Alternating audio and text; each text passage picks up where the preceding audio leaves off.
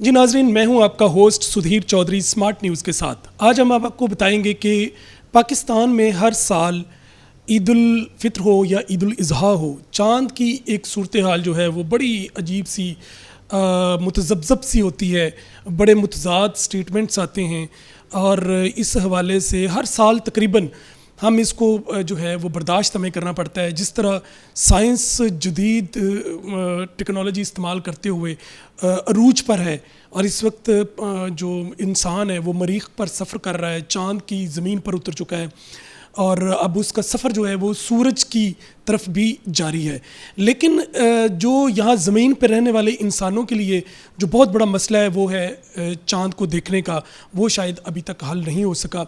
اس سال بھی چاند کے اوپر ایک پھر نئی بحث چھڑ گئی ہے کہ چاند جو ہے وہ ایک دن پہلے نظر آنا چاہیے تھا یا ایک دن بعد میں نظر آنا چاہیے تھا، چاند کی عمر کتنی ہونی چاہیے تھی، چاند کی ویزیبلٹی کہاں کہاں پہ ہونی چاہیے تھی، کس طریقے سے ہونی چاہیے تھی، اور چاند کو کیا ہم کسی کیمرے کی نظر سے دیکھ سکتے ہیں یا انسانی آنکھ دیکھنا ہی لازم ہے۔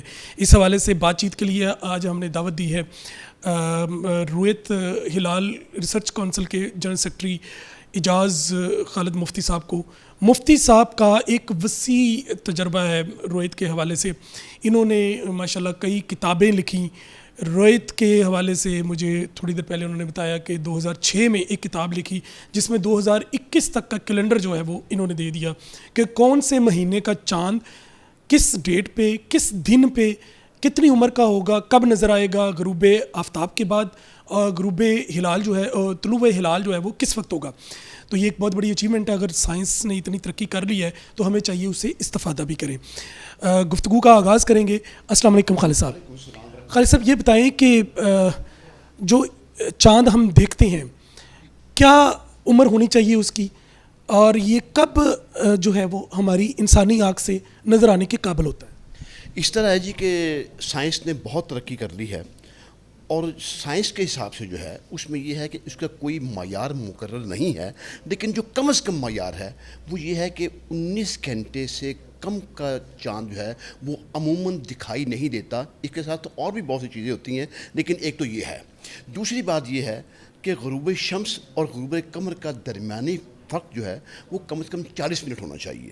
اور بھی شرائط ہیں کہ سورج کا زمین سے زاویائی فاصلہ کتنا ہے، زمین کا چاند سے زاویائی فاصلہ کتنا ہے، دونوں کا آپس میں زاویائی فاصلہ کتنا ہے، لیکن ایک چیز طے ہے کہ کم از کم 19 گھنٹے چاند کی عمر ہونی چاہیے، اور کم از کم 40 منٹ جو ہے غروب شمس اور غروب قمر کا فرق ہونا چاہیے، پھر دکھائی دیتا ہے۔ لیکن کئی دفعہ یہ ہوتا ہے کہ چاند کی عمر 30 گھنٹے بھی ہو تو وہ دکھائی نہیں دیتا اور عوامل آگے آ جاتے ہیں، یا غروب شمس اور غروب قمر کا درمیانی فرق وہ 48 سے 49 منٹ جو ہوتا ہے وہ بھی ہو جاتا ہے لیکن دکھائی نہ دے۔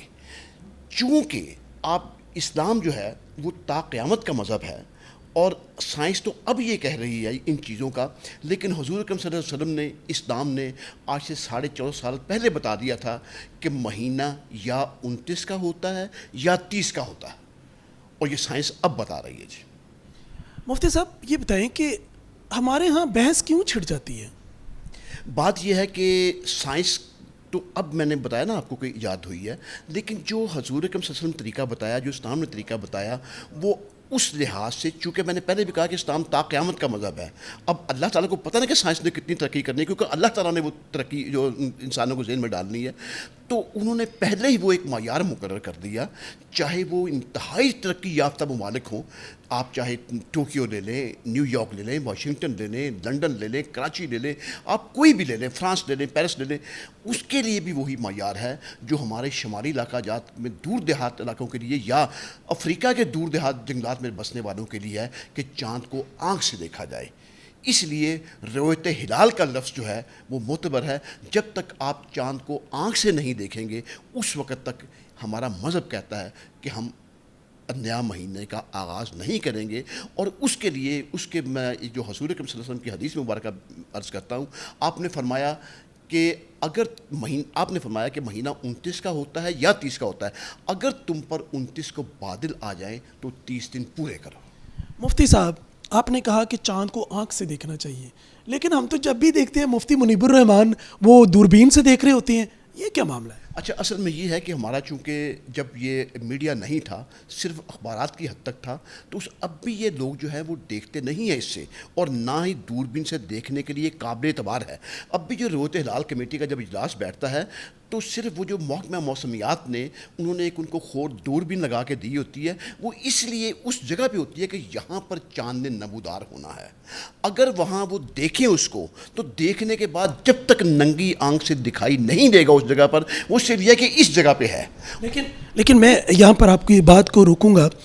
مفتی منیب الرحمان کو 8 فٹ سے نظر نہیں آتا، تو وہ اتنی دور کا چاند کیسے دیکھ سکتا ہے؟ یہی اس کارن نا، اصل میں ہمارے لیے جو ابہام ہے وہ یہ ہے کہ رویت ہلال کمیٹی جو ہے وہ چاند ایکچولی دیکھتی نہیں ہے، وہ گواہیوں کو پرکھتی ہے۔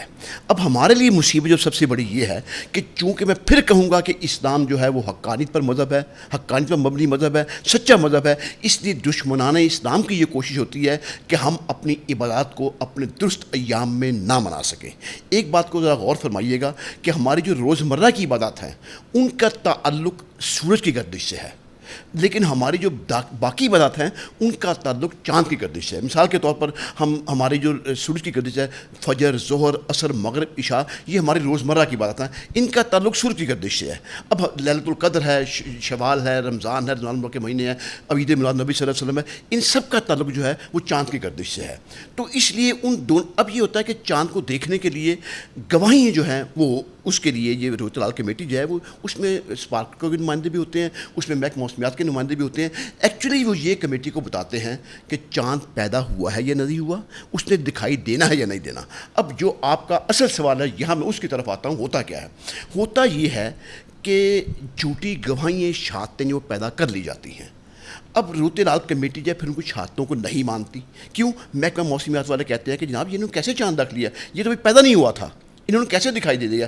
وہاں پر جب یہ وہ مسجد قاسم پشاور کے جو لوگ گواہیاں دیتے ہیں، اب آپ چھوٹی سی مثال دیکھیں، میری عمر اس وقت 61 سال سے اوپر ہو چکی ہے، مجھ سے بہت سے لوگ ہوں گے جن کی 65 سال عمر ہوگی، وہ بہت مجھ سے جوان دکھائی دیتے ہوں گے، بہت سے ایسے لوگ ہوں گے کہ جن کی 60 سال کی عمر ہوگی، وہ مجھ سے بہت بوڑھے دکھائی دیتے ہوں گے۔ لیکن کیا ہوتا ہے؟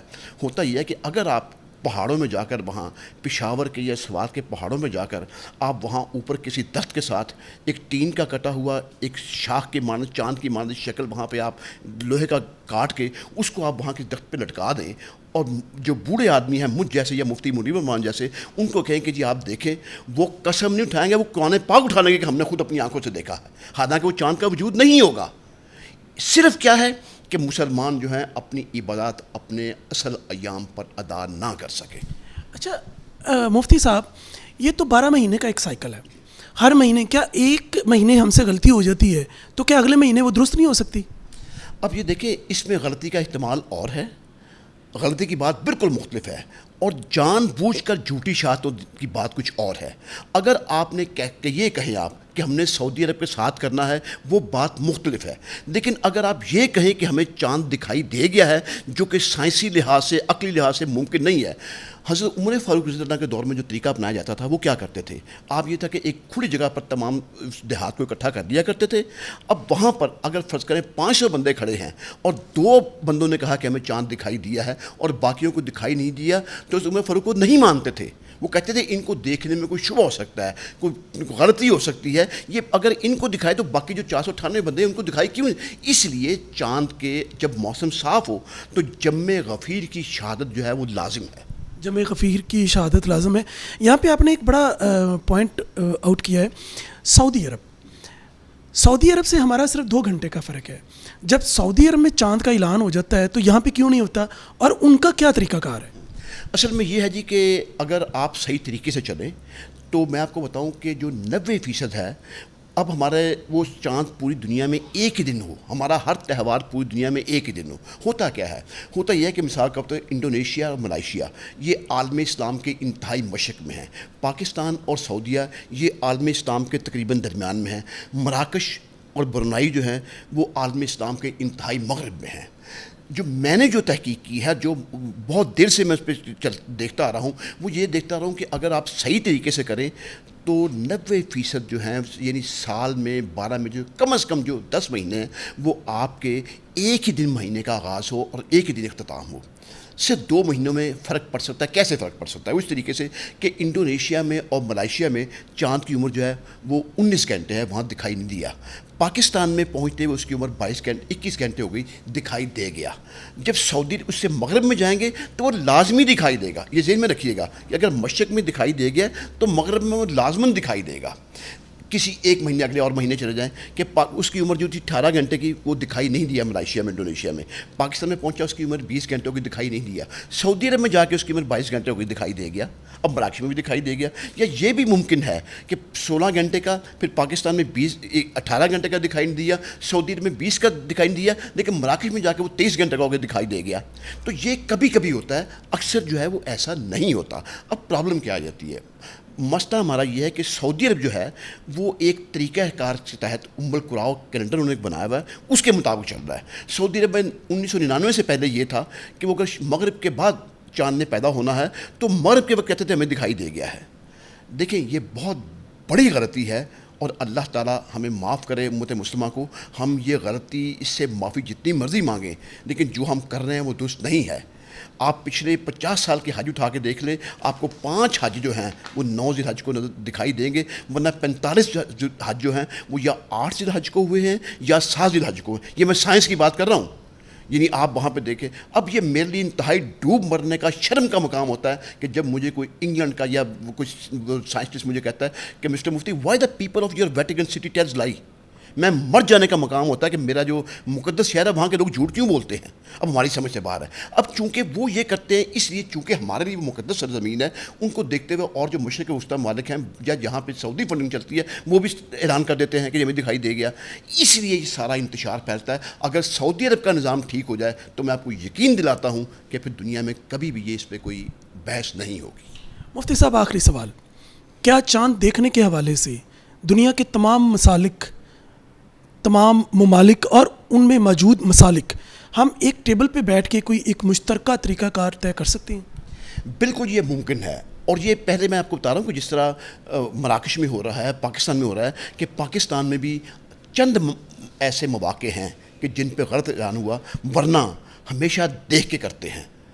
چند مواقع ہیں, ان میں بالکل کہتا ہوں کہ چند مواقع تو ایسے ہیں کہ جن میں چاند پیدا نہیں ہوا تھا, یہاں اعلان کر دیا کہ دکھائی دے گیا. کیا سمجھتے ہیں کہ تمام جو ممالک ہیں ان کے جو جید علماء ہیں ان کی میٹنگ ہونی چاہیے, ان کو اپنا اپنا طریقہ کار جو ہے لائحہ عمل وہ بتانا چاہیے, اور اس پہ بیٹھ کے یونیورسلی جو ہے وہ متفقہ طور پر ایک طریقہ کار وضع کر دینا چاہیے؟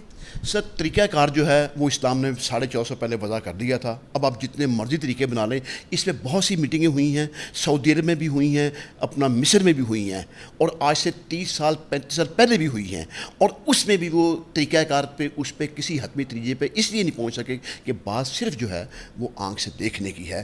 اب دیکھیں سائنس کہتی ہے, فرض کیجئے اب 23 جو تھا 23 مئی کی میں بات کر رہا ہوں کہ 23 مئی کو چاند جو ہے وہ پاکستان میں اگر دکھائی دے سکتا تھا یا سعودی عرب میں دکھائی دے سکتا تھا, سائنس کے مطابق بالکل مکمل ہر چیز ٹھیک ہو, لیکن اس دن بادل آ جائیں تو حضور اکرم صلی اللہ علیہ وسلم کے فرمان کو آپ کہاں لے جائیں گے کہ اگر تم پر بادل آئے تو 30 دن پورے کرو.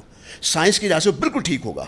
اور آپ نے کئی دفعہ دیکھا ہوگا کہ دن میں انتہائی دھوپ ہوتی ہے, لیکن ایک وقت ایسا جاتا ہے کہ پورے ملک میں اتنے گہرے بادل آ جاتے ہیں کہ اندھیرا ہو جاتا ہے. تو یہ تو ممکن ہے, یہ اللہ تعالیٰ کا اپنا نظام ہے. اس لیے جب تک ہم اللہ تعالیٰ کے احکامات پہ نہیں چلیں گے یہ مسئلہ حل نہیں ہو سکتا. جب تک اللہ تعالیٰ کے بتائے گئے احکامات پر عمل درآمد نہیں کریں گے, چاند دیکھنے کا مسئلہ حل نہیں ہوگا. اور جیسے کہ مفتی صاحب نے کہا کہ آپ صلی اللہ علیہ وآلہ وسلم نے واضح طور پر فرما دیا گیا ہے کہ جب تک آپ یعنی انسانی آنکھ چاند کو دیکھ نہ لے تب تک اگلے مہینے کا اعلان نہیں ہو سکتا. تو بطور مسلمان ہمیں اس جو احکام ہے, اس حکم پر عمل درآمد کرنا ہوگا, چاہے ساری دنیا کے علماء بیٹھ جائیں یا سائنسدان بیٹھ جائیں, لیکن حتمی فیصلہ وہی ہوگا جو آپ صلی اللہ علیہ وآلہ وسلم نے اپنی زندگی میں تمام مسلمانوں کے لیے فرما دیا. انہی الفاظ کے ساتھ اپنے ہوسٹ سدھیر چودھری کو اجازت دیجیے. انشاءاللہ پھر ملاقات ہوگی ایک نئی ویڈیو کے ساتھ, ایک نئے مسئلے کے ساتھ, اور اس وقت کے لیے اجازت دیجیے.